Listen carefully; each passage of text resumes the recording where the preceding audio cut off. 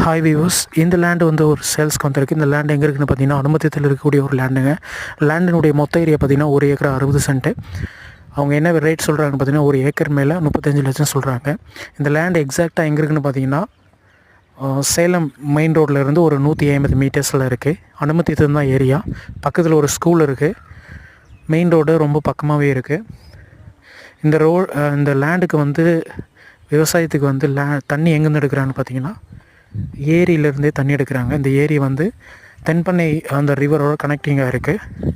இப்போவும் தண்ணி இருந்துட்டு தான் இருக்குது. ஸோ விருப்பப்படுறவங்க இதில் வரக்கூடிய கான்டாக்ட் நம்பருக்கு கால் பண்ணுங்கள்.